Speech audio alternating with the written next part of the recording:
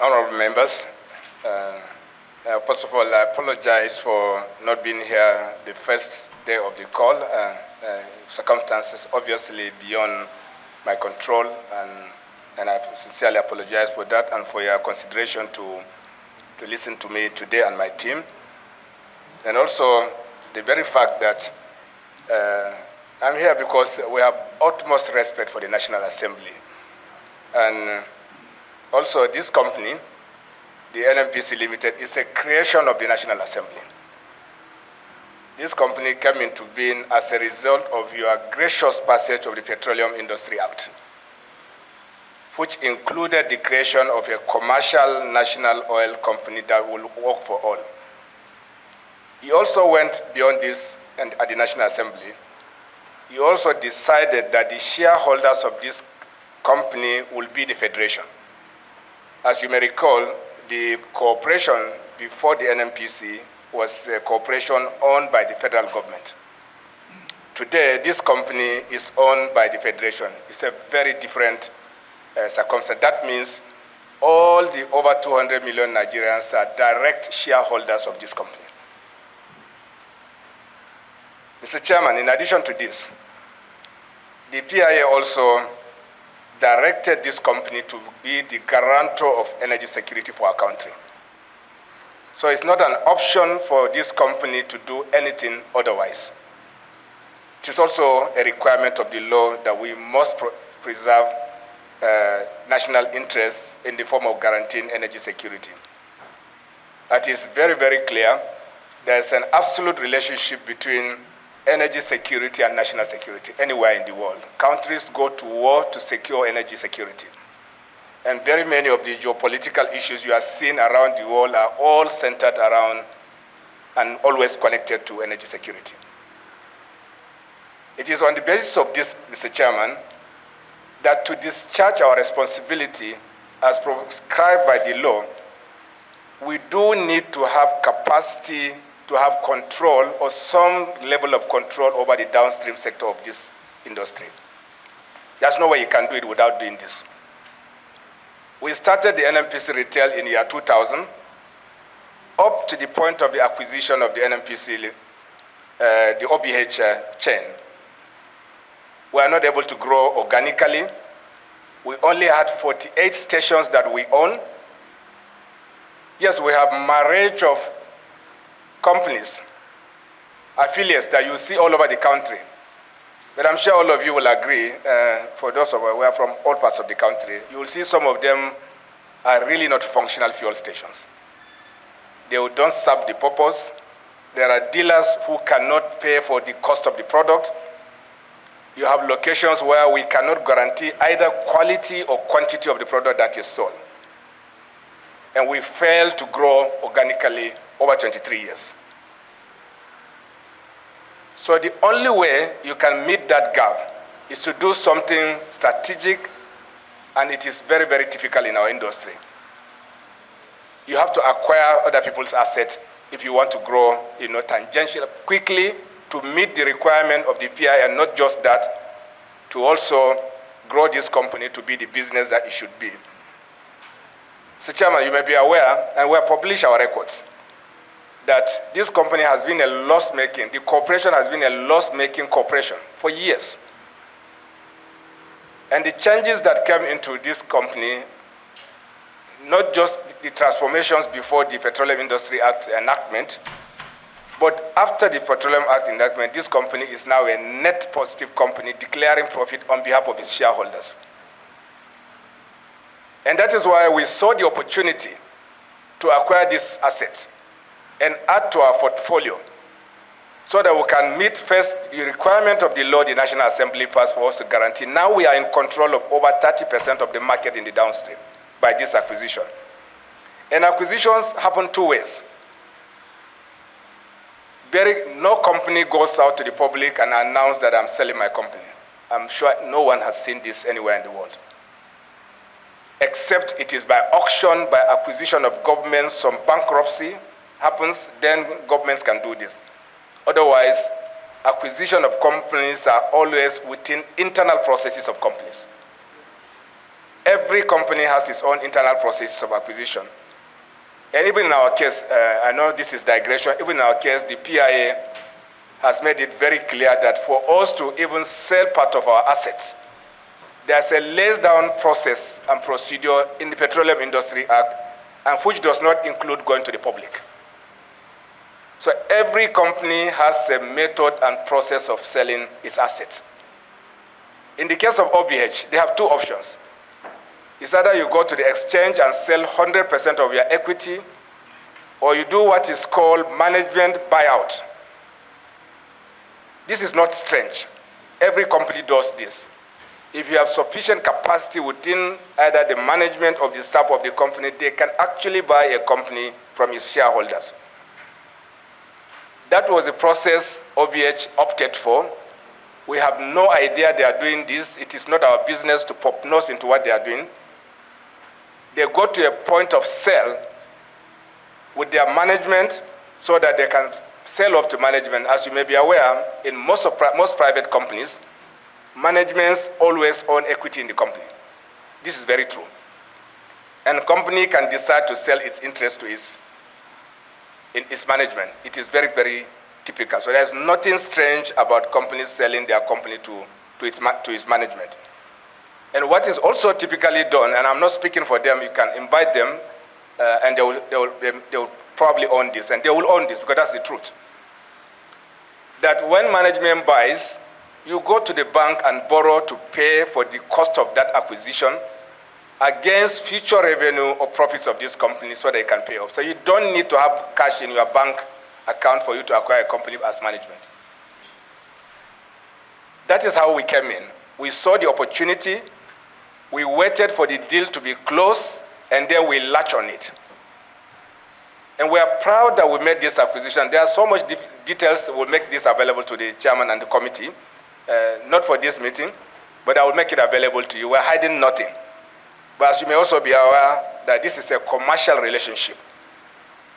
And we'll make it available to you on the basis that this is a trust, and we're going to hand over these documents of the entire acquisition process to you. But we know they are not public documents. But we did nothing wrong.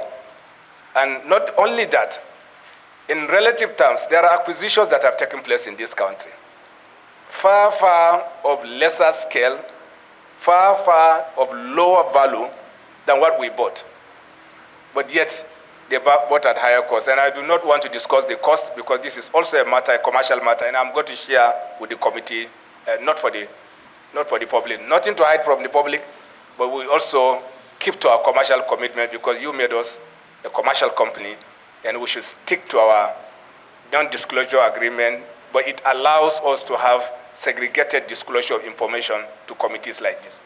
But they are not public information, but we'll share with you. We'll hide nothing from you. So, Mr. Chairman, we have processes in the company. We have taken this acquisition through all the gamut of the process and procedures established in the Company and Allied Matters Act, the provisions of the Petroleum Industry Act, and the Memoranda and Article of Association of the company. We have taken this through all processes, and we will share this with you, the processes that we took up to the point of payment for this asset. So there is nothing hidden, Chairman. There is nothing, and it's very grievous and painful for some of us. To say the least, we have seen this in the media, that it was a corrupt acquisition. And the realities are far from this. It's painful. But of course, we have also agreed to serve our country, and it comes as a cost. But we are happy that we did the right thing. And let me put it in context, Chairman. Today, 5 years backwards, the NNPC Retails Limited profits, the highest we did was in 2021, I think it's 2021, of 6.593 billion naira of profit. In 1 year, in 2021. But in first quarter of 2023, after the acquisition, this relationship made a profit of 18.4 billion naira. 18.4 billion naira profit in 1 quarter. It's nothing because we have expanded, we have more footprints, we have better brand. Also, we have greater capacity in terms of our market share. We are struggling to reach 15 to 14% of market share in 23 years. We are hitting over 30% of market share in less than a year, about a year. This is the dramatic change that has happened to this company as a result of this acquisition. In NNPC, we are proud of this acquisition.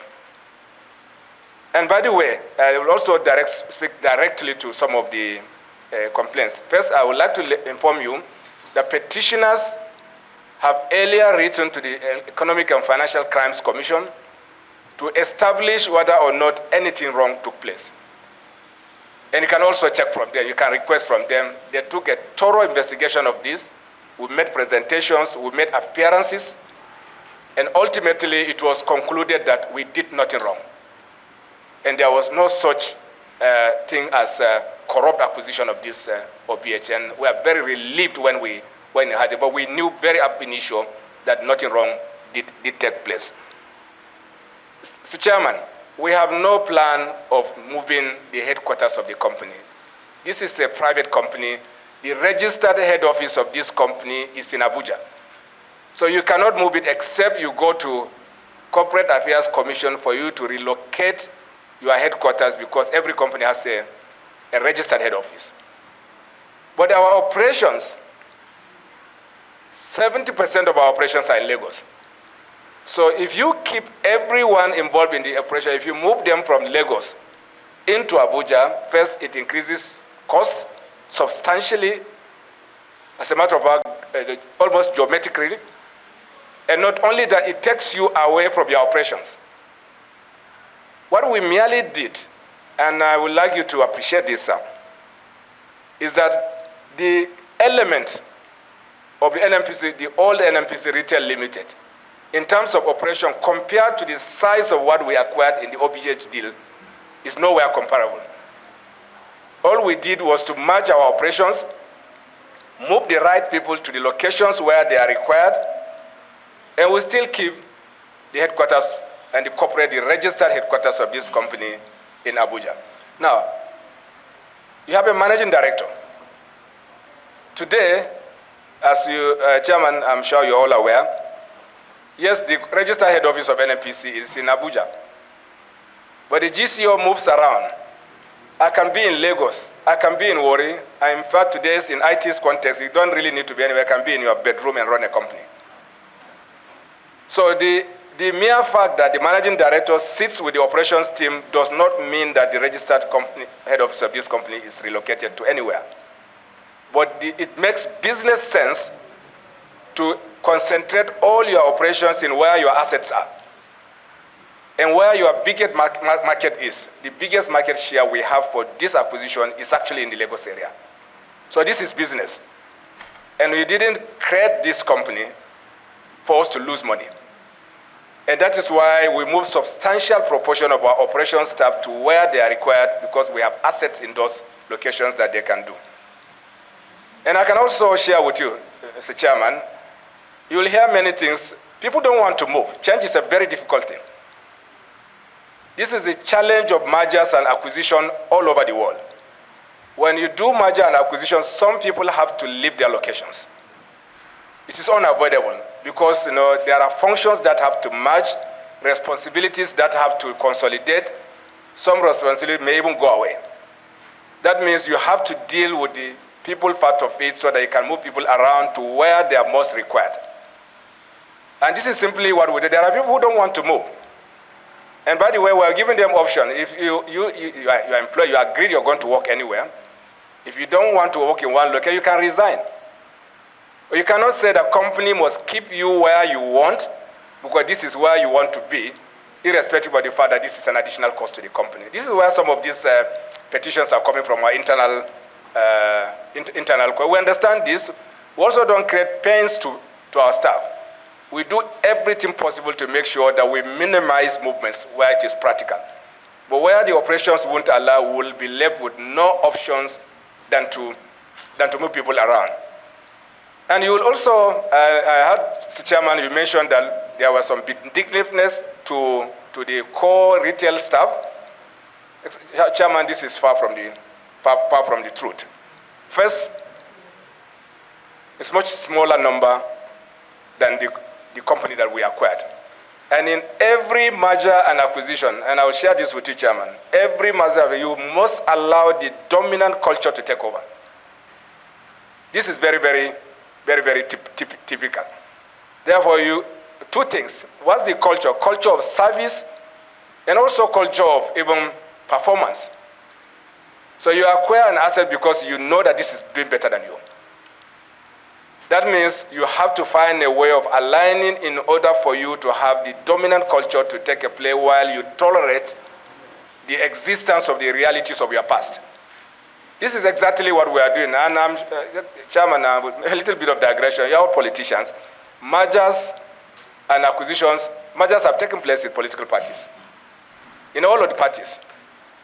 And I'm sure that even as we speak, while you have your parties, many people have their also root attachments. And I know this, I'm in Nigeria, so I'm participating in all this, and I understand what is happening. There are CPC people, there are SCN people, and so on in all the parties, even though you have a single party in place. And there will always be struggles. This is the price of mergers and acquisition, and the dominant player, takes the lead. Mr. GCO, you are talking to politicians that there's a problem within the party, right? So you are a politician now. Mr. Chairman, this is the challenge of mergers and acquisitions. It comes with challenges, and we are rising to it. We are minimizing the impact of paying to staff, of paying to cultures. As simple as integrating your accounting system. You bought a company which has a different accounting system from the one that you have. So you have to make the business, which one works best for you. So once you abandon one, the people who are used to the old system will say, no, you are bringing in something new. And Chairman, this is really, really what we say. We understand this. We are doing everything possible to ensure that staff don't have any negative impact while facing the reality that when you merge and acquire, there will be pains, there will be movement of staff, there will be process integrations, and of course, ultimately, the end result is that, is it creating value? Yes, it did. We made 18.4 billion naira of profit in 1 quarter. It has paid off, if it is a commercial discussion. And of course, there are also mentioned around having an expatriate managing director. Mr. Chairman, you created a national oil company with international affiliation, a commercial company that must do business with the world. Mr. Chairman, our counterparts, by policy, they will keep at least 10% of their total population to expatriates. Not for anything, but because you can bring new cultures, new way of doing things, new expertise that you don't have, new abilities that you have no access to. There is no company of our size, there is no national oil company that is a private limited liability company that does not have expatriate employees. And may I use this opportunity, Mr. Chairman, that the managing director they are referring to, I actually beg him to stay. Practically beg him to stay. Because he has an option to leave. He doesn't need to stay. It took me many, many days of engagement for me to keep this. And we're seeing the value. And NNPC is already recruiting other expatriates into some positions that we don't have the capacity. We don't have the capability. And there's no way you can progress this company without having inclusion of people of skills that you don't have. There are skills that we don't have. Yes, we're a great company, but we don't have every skill. And we do need an image that we're an international national oil company. Just like all our peers. Yes, it is true that you can find Nigerians of capacity anywhere in the world. That is very true. But you do need that coloration to be the national oil company of choice that people can deal with. We go to banks to borrow, Chairman. We have relationship with multinational companies. And it is also common knowledge, Mr. Chairman, that when you deal with lending partners, institutional partners, they will always rank you better if they see that you have inclusion of people of different cultures in your company. We may disagree with some of the inclusion principles. I do personally, but there are some inclusion principles which I don't agree with. I don't want to speak about it. But companies do look at inclusion, even of women in leadership, as a matter of measuring the rating of a company. And getting expatriates working with you, trusting you to come and live in and work in your country, it is a key indicator of the value of that company. I can tell you, Chairman, many people will tell you that our country is what is called a war zone. There's premium on a war risk country, on everything. And the only way you can dilute this is to continue to show the world that you are a reliable country, a peaceful country, people can do business with you, and there's no better indicator than to show that even expatriates will agree to come and work with you. They have choice. I will give another example. We recruited the managing director of an upstream company in England to be our chief operating officer in our upstream company. We can't even pay him what they were doing. But he left to join us. Not for anything, because they now believe that this is an international national oil company. They can make a mark, they can make a contribution. It's now a matter of fulfillment for them rather than that of compensation. So, Chairman, the managing director, if I will seek your indulgence, probably this country should thank him. Without any reservation, Mr. Chairman. If there's any reservation, I will say it. I know that people may not like it. People will say, yes, we have Nigerians who can do this. Well, yes, that's very true. There may be Nigerians who can do better than this. It is possible. But in the circumstance, in every company, when you acquire a company, you allow for a transition. That transition means that you must have semblance of continuity so that you are able to transit rationally, and then you can now have new leadership in the company. And what every company does is you take control of two things. Your legal department and your finance, which is what we did. We said, look, let's take out the legal and the finance. Every company that is acquired in acquisition does this. And we did that exactly. Both of them are core NNPC staff that we took. And as we're doing this, the essence of this is that cost is going down. Because I can also confirm to you, we have cheaper costs dealing with the new structure than keeping NNPC staff. And my colleagues are here, they will bear this witness. I don't want to mention values, but in NNPC, the cost of one manager is surely much more expensive than a manager in the OVH group. So that's automatic reduction in cost, and this is exactly what we did, Mr. Chairman. We have assets. All the figures that people write, they do not know what they are doing. I have all the data I will share with you. As a matter of fact, I will invite you and the committee at your convenience to go and see the SPM. It's real, it's not a mirage. The fuel stations are there, they are not mirage. They exist. They are there, and I'm sure many of us are coming from communities. You are seeing our new presence. We are in control of this market today, Mr. Chairman. We have bought assets, we know clearly what we bought. There's a listing of this asset. It's not what is read in the media that people have petitioned you. We are ready to give you all the entire information immediately after this meeting or subsequently, so that you can deal with it yourself. You see it for yourself, so that we do not bore you with data on this table. But I can tell you that it's nowhere near what you are seeing. As we speak today, we have combined, we have 320 company-owned dealer-operated assets in the company today, combination of NNPC Retail and the OVH acquisition.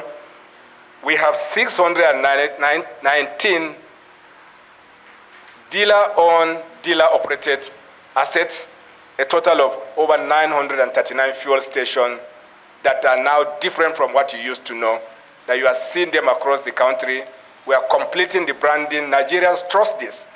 And I can tell you, Chairman, just 3 weeks ago, I don't know if anyone is from Lagos. I didn't hear anyone from Lagos. There was a small emergence of queue, few hours of queue, and what caused it? One company increased their prices by 7 naira. As simple as this, everybody rushed to our stations, and then queue started developing to the companies that are not. This is the security that the PIA has envisaged, that Nigerians will have choice, Nigerians will not be exploited. We will be the market balancer. We will create the stability of pricing. We will not exploit Nigeria because it's their company. And therefore, the existence and the growth of this company is in the best interest of Nigeria, Mr. Chairman. And I thank you for the opportunity to speak to you. We are available to give you any further details that you require. And I would like to also thank my colleagues for joining me. And if there's any question I do not know, if I've not said anything right, they will correct me. Thank you very much.